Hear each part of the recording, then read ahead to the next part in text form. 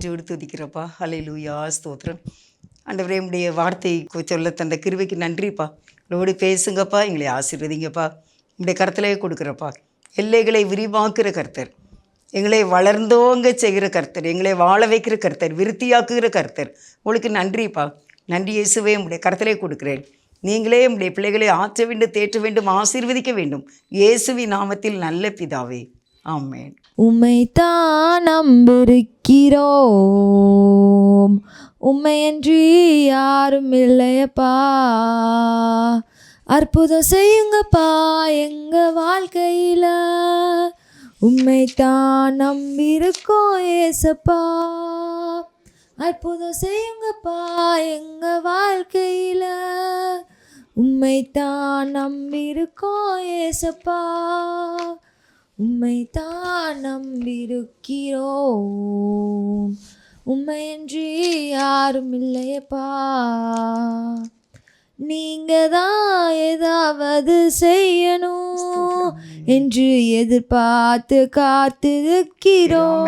எதிர்பார்த்து நாங்கள் காத்திருக்கிறோம். நீங்க தான் ஏதாவது செய்யணும் என்று எதிர்பார்த்து காத்திருக்கிறோம்.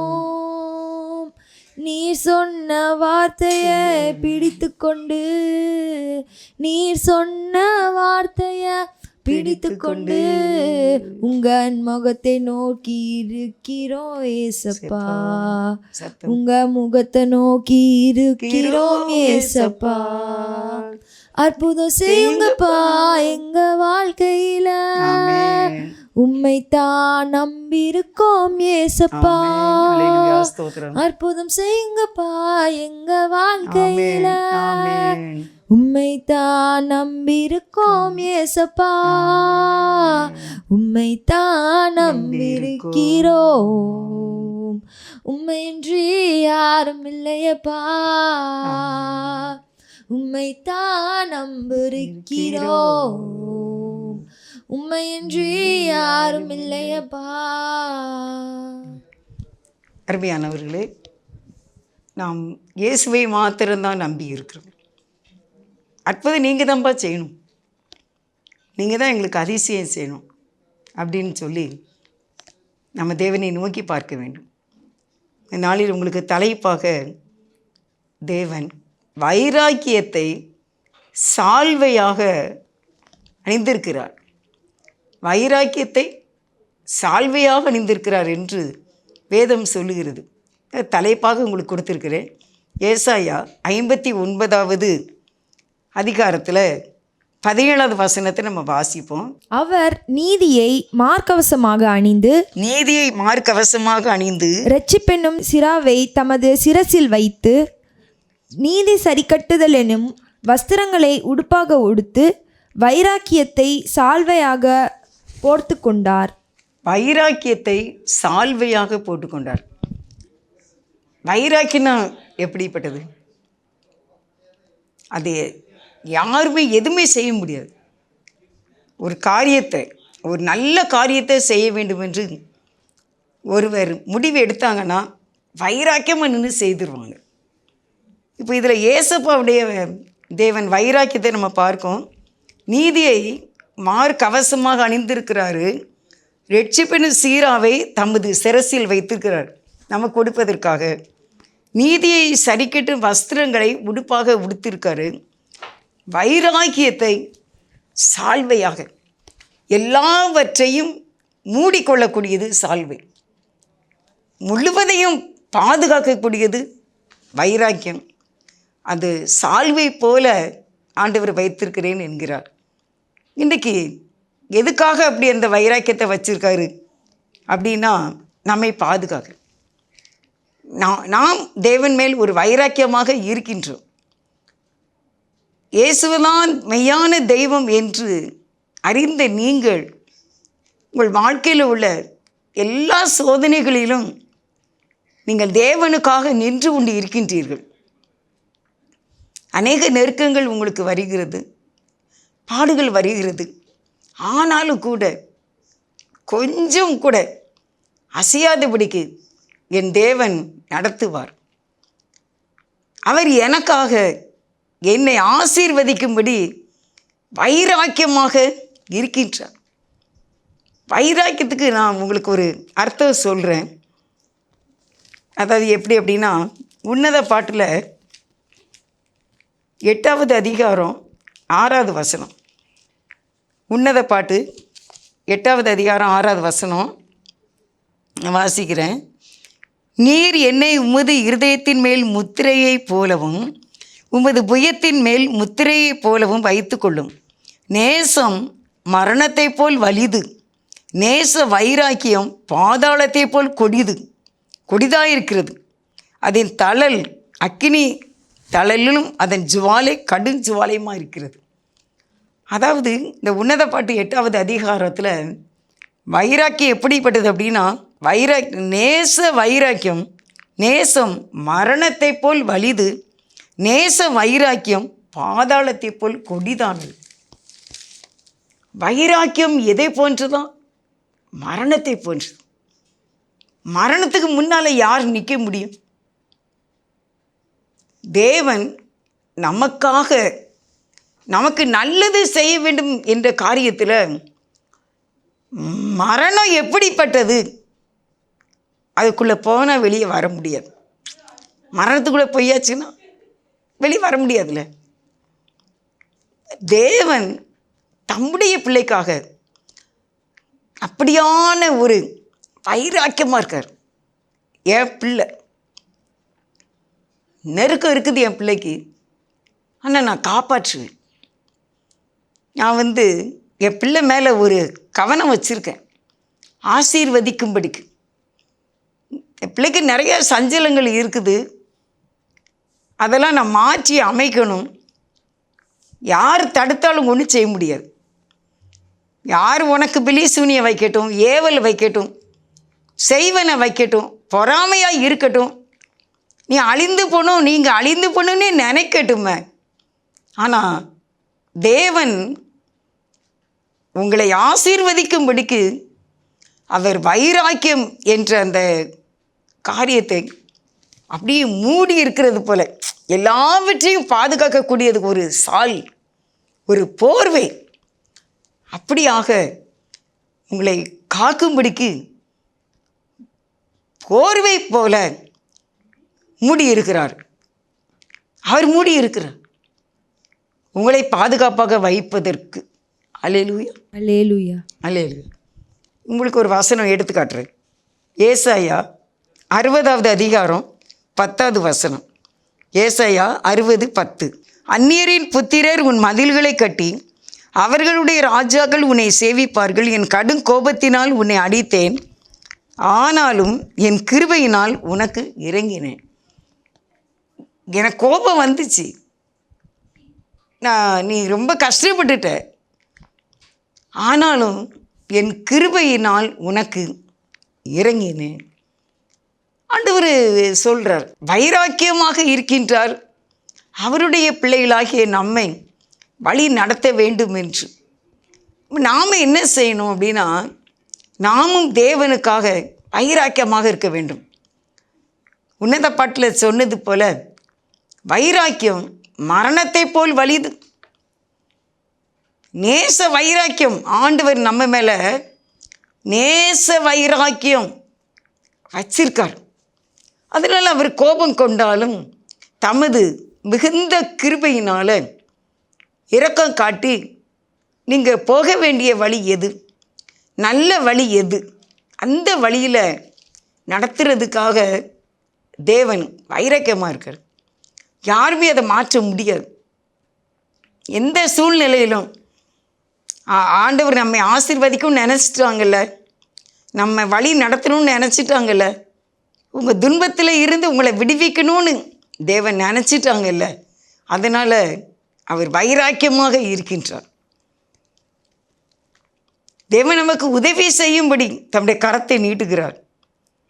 தேவன் நமக்கு குறித்து சில வசனமும் நம் வாழ்க்கையை குறித்து சில காரியத்தை உங்களுக்கு நான் குறிப்பிட இருக்கின்றேன். அதாவது கர்த்தருடைய இது ஏசாயா 59:19வது வசனத்தை வாசிப்போம். ஏசாயா 59:19. அப்பொழுது சூரியன் அஸ்தமிக்கு திசை தொடங்கி கர்த்தரின் நாமத்துக்கும் சூரியன் உதிக்கும் திசை தொடங்கி அவருடைய மகிமைக்கும் பயப்படுவார்கள். வெள்ளம் போல் சத்துரு வரும்போது கர்த்தருடைய ஆவியானவர் அவனுக்கு விரோதமாய் கொடியேற்றுவார். சத்துரு சாத்தான் உன் மேல வெள்ளம் போல வெள்ளம் போல் ஏறி வேகமாய் வருகிறான்.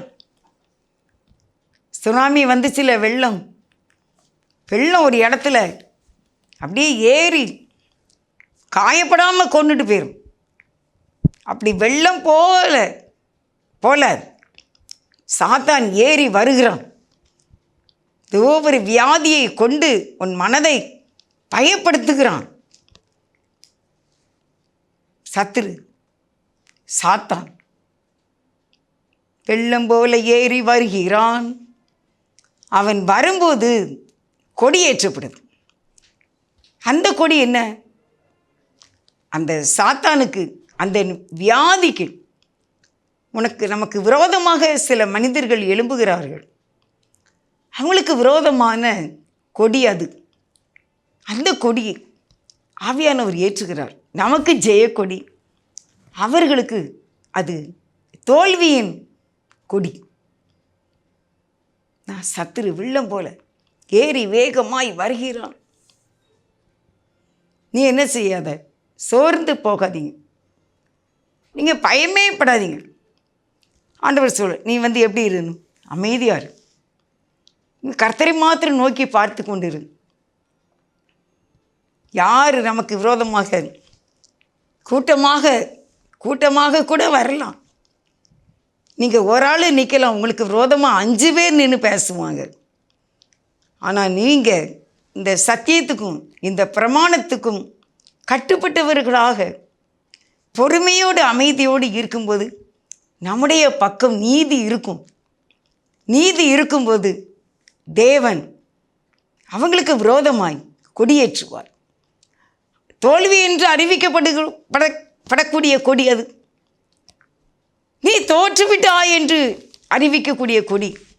ஆனால் ஆண்டவருடைய பிள்ளைகளாகிய நமக்கு அது வெற்றி கொடி. அவர் ஏனென்றால் வைராக்கியத்தை ஏசப்பாவை அறிஞ்சு பைபிள் படித்து ஜெபம் பண்ணி பரிசுத்தமாக ஜீவிக்க வேண்டும். சிலர் இயேசுவை அறியாதவங்களாக இருப்பாங்க, ஆனால் ஆண்டவர் பிடிக்கும், இயேசுவை ரொம்ப பிடிக்கும். அப்படிலாம் இருக்கும்போது ஆண்டவர் அவங்களை காப்பாற்றுவதற்காக அவர் வைராக்கியம் கொண்டு இருக்கின்றார்.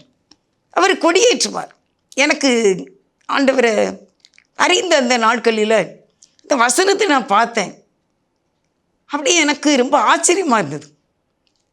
சாத்தான் எப்படி இல்லாமல் நம்முடைய வெளியேற பெற்ற இந்த ஆத்துமாவை அவன் கவி கொண்டு போய் விடலாம். அதாவது ஆத்துமா என்பது தேவன் தங்கக்கூடிய ஒரு ஆலயம், ஒரு சபை. நம்ம இருதயம் தேவன் தங்கக்கூடிய, அது எத்தனையோ ஏக்கர் கணக்கில் உள்ள, அதை விட பெரியதான் நம்முடைய இதயம். அருமையானவர்களே, நீங்களே அந்த ஆலயம் என்று தேவன் சொன்னார்ல, அந்த இருதயம் நமக்குள்ளே இருக்குது. அந்த ஜீவன், அந்த ஆத்துமா, அது வானம் சிங்காசனம் பூமி பாதபடி என்று சொன்ன அவ்வளவு பெரிய ஆண்டவர் தங்கியிருக்கக்கூடிய இந்த இதயத்தை அவன் கைப்பற்ற வெள்ளம் போல ஏறி வருகிறான். ஆனால் அவன் தோற்று போகின்றான். இந்த பிசாசு தோற்று போகின்றான். நீங்கள் சோர்ந்து போகக்கூடாது. கர்த்தர் எனக்காய் கொடியேற்றுவார். அது எனக்கு ஜெயக்கொடி. எதுக்காக ஆண்டவர் அப்படி இருக்கார் அப்படின்னா, அவர் வைராக்கியத்தை சால்வையாக அணிந்திருக்கிறார். வைராக்கியம் மரணத்தை விட வலிது. மரணம் எவ்வளவு கொடுமையானது. அது ஸ்ட்ராங், முடிந்துச்சு. அப்படி போல தேவன் இன்றைக்கு உங்களையும் உங்கள் குடும்பத்தையும் உங்களை எல்லாரையும் நீங்கள் வேண்டிக் கொள்கின்ற யாவரையும் காப்பாற்றும்படிக்கு அவர் தேவன் வைராக்கியமாக இருக்கார். அந்த வைராக்கியத்தை கலற்ற மாட்டார். அது ஆனாலும் கிருபையுடன் உனக்கு இறங்குவேன் என்று கர்த்தர் வாக்கு கொடுக்கிறார். கர்த்தருடைய ஆவியானவர் கொடியேற்றுவது நமக்கு ரொம்ப இஷ்டம். நீங்கள் சொல்லுங்க, ஆண்டவரே இந்த மாதிரிலாம் சில சங்கடங்கள் வருதுப்பா, கொஞ்சம் கொடியை தூக்கி காட்டியிருங்கப்பா, எனக்காக கொஞ்சம் அந்த பச்சை கொடியை காட்டியிருங்கப்பா, அது எனக்கு வெற்றி கொடியாக இருக்கட்டும். எனக்கு விரோதமாக வருகின்ற மனிதர்களோ போராட்டங்களோ, வேலையில் எத்தனை பேர் வேலையில் டென்ஷனாக இருக்குன்னு ஃபோன் பண்ணுறாங்க. எந்த வேலைக்கு போனாலும் சரி, ஒரு ஆஃபீஸ் வேலைக்குனாலும் சரி, ஒரு ஸ்கூலில் ஒரு அட்டெண்டராக இருக்காங்க அவங்களுக்குனாலும் சரி, நல்ல ஒரு ஆசிரியராக இருக்காங்க அவங்களுக்குனாலும் சரி, குடும்பத்தில் நல்ல ஒரு மகளாக இருக்காங்க அவங்களுக்கும், எதிர்த்த வீட்டில் அது அடுத்தாக்கில் பெரிய பிஸ்னஸ் பண்ணுறாங்க அவங்களுக்கும் அந்த தொழிலை தடை செய்ய ஒரு பெரிய கான்ட்ராக்ட் எடுக்காங்க. அதில் எவனாட்டு ஒருத்தன் இடைஞ்சல் பண்ணிக்கிட்டு இருப்பான். நீங்கள் நிறையா பணம் போட்டு செய்வீங்க, ஆனால் அந்த பணத்தை ஏமாற்றுவதற்கு ஒருத்தன் வந்துடுவான். உங்களை என்ன செய்வான், மைண்டை குழப்புறதுக்கு ஒருத்தன் வருவான். அப்போ தான் ஆண்டவர் சொல்கிறாரு, நீ பயப்படாத, உனக்கு விரோதமாக யார் வந்தாலும் சரி, நான் எப்படி இருக்க உன்னை காப்பாற்றும்படிக்கு வைராக்கியமாக இருக்கேன். அதை நான் சால்வையாக போட்டிருக்கேன், தொட முடியாது.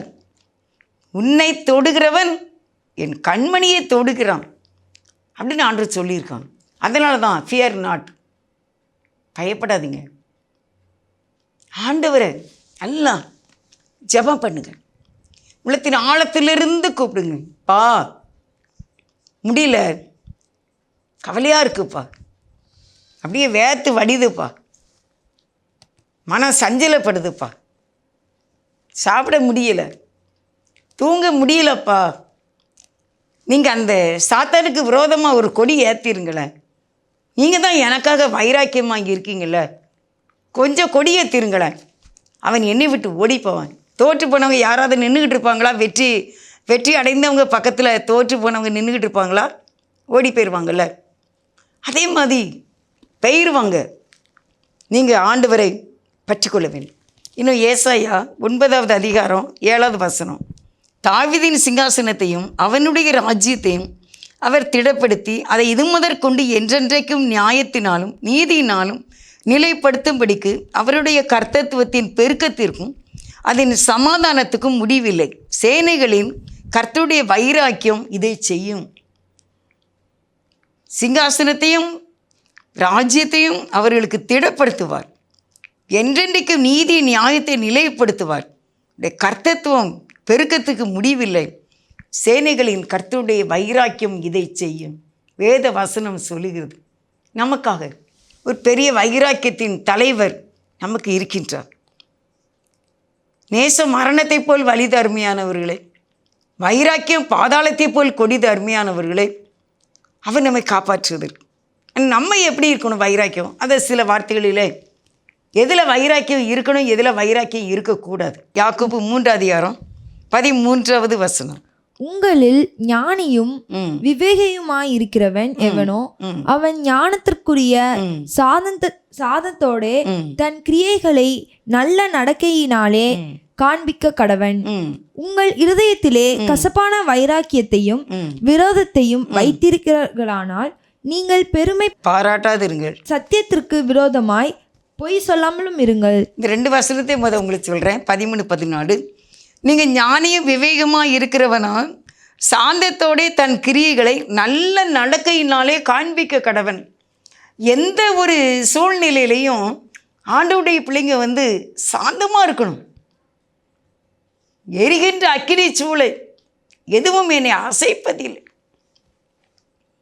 நீ 7 மடங்கு எண்ணெயை ஊற்றுப்பா, நான் ஒன்றும் செய்ய மாட்டேன். எனக்கு வைராக்கியத்துக்கு ஒருத்தர் நின்றுக்கிட்டு இருக்காரு பக்கத்தில் அப்படின்னு தான் அவங்க சவால் விட்டாங்க. இன்றைக்கு நமக்கு குழப்படிகள் போராட்டங்களை வரும்போது சாந்தம் காணாமல் போய் விடுகின்றது. சாந்தத்தை பார்க்க முடியல.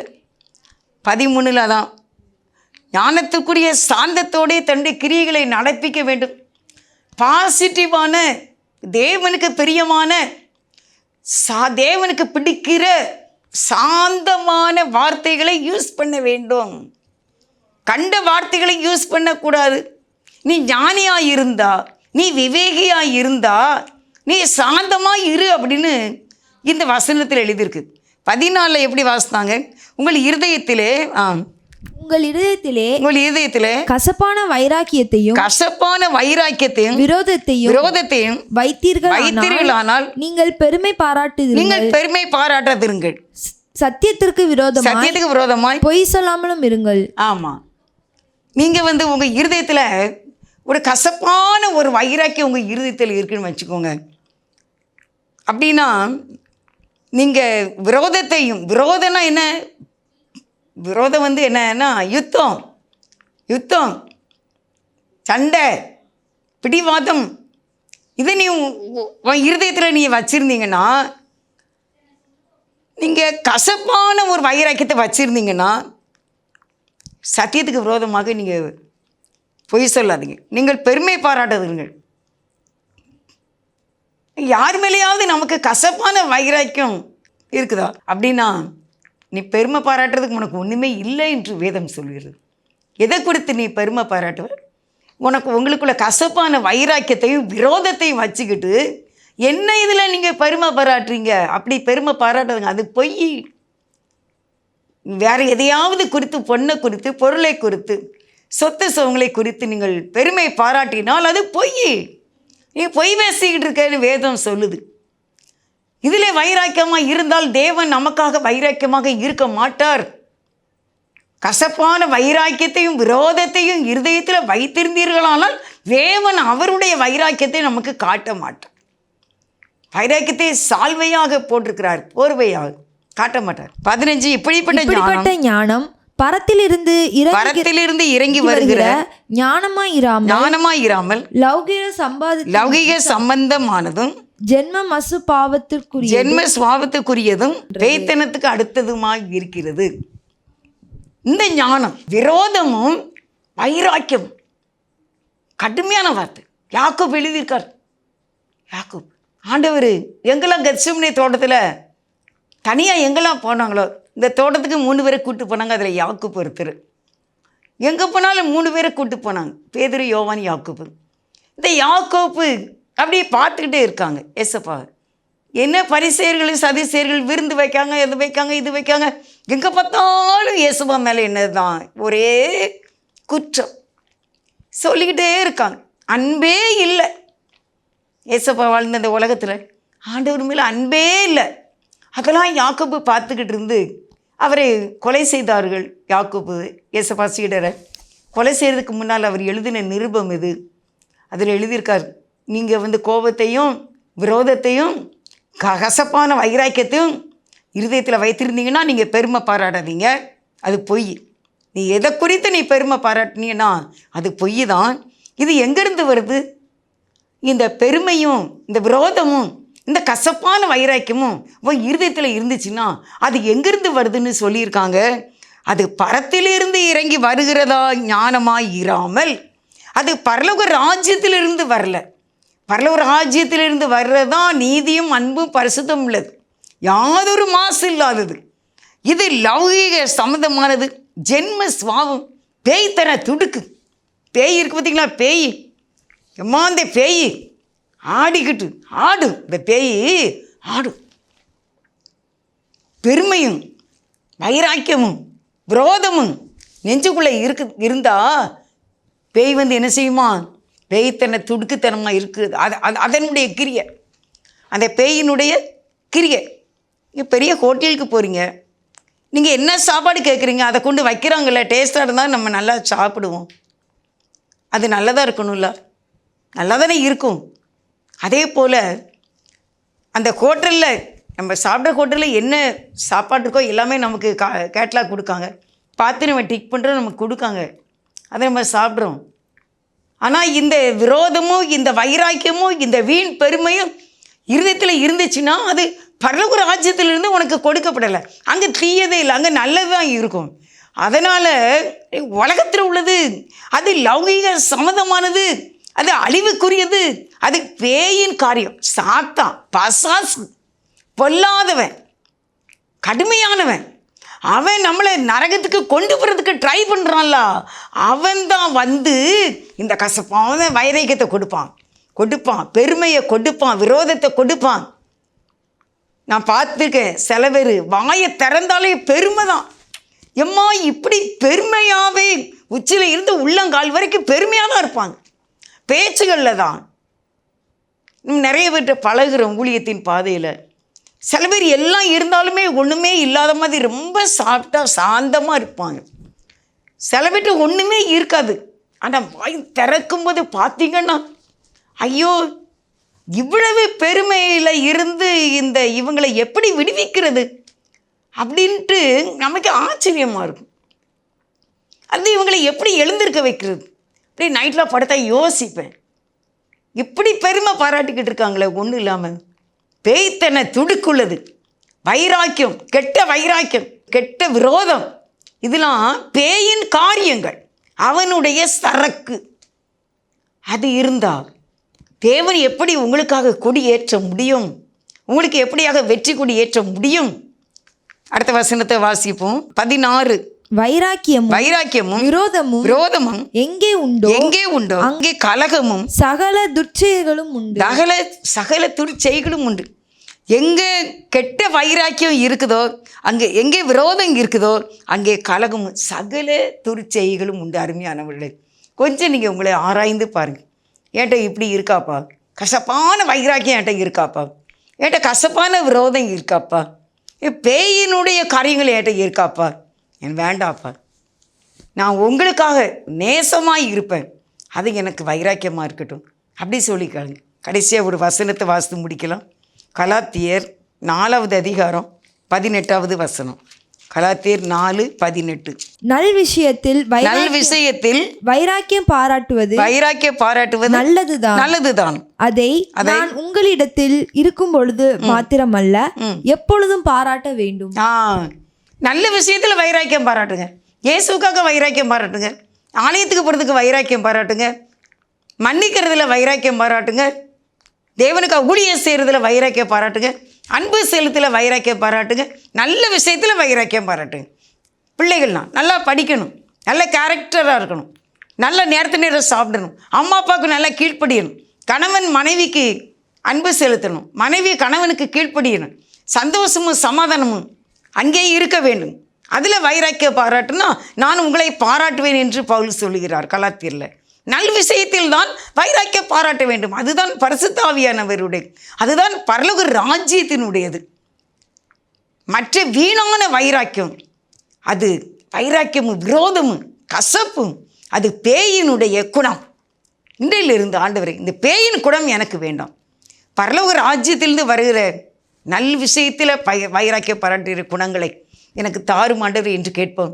கர்த்தர் உங்களுக்காக வைராக்கியத்தை, உங்களை ஆசீர்வதிக்கும்படிக்கு வைராக்கியத்தை சால்வையாக மூடியிருக்கிறார். உங்களை ஆசீர்வதிப்பார். நல்ல தகப்பனே, உங்களுக்கு நன்றி. எங்களை காக்கும்படிக்கு நீர் வைராக்கியத்தை, எங்களை ஆசீர்வதிக்க வேண்டுமென்ற ஒரே வைராக்கியத்தோடு இருக்கிறேன். பிள்ளைகளுக்கு திருமணங்கள், குழந்தை பாக்கியங்கள், வீடு வாசல், வீடு கட்டுமான பணி, இன்னும் கடன் பாரத்திலிருந்து விடுதலை, நோய் நொடியிலிருந்து விடுதலை, வீட்டுக்குள்ளே சமாதானம், அமைதி, எல்லாவற்றையும் எங்களுக்கு நீர் தருவதற்கு எங்களுக்காக நீர் வைராக்கியமாக இருக்கிறீர். எங்களை ஆசீர்வதிக்க உயர்த்த அதற்காக நன்றி அப்பா. உயர்த்திருங்கப்பா, சமாதானம் தாங்க. இயேசுவின் நாமத்தில் நல்ல பிதாவே, ஆமென். ஆமென். God bless you.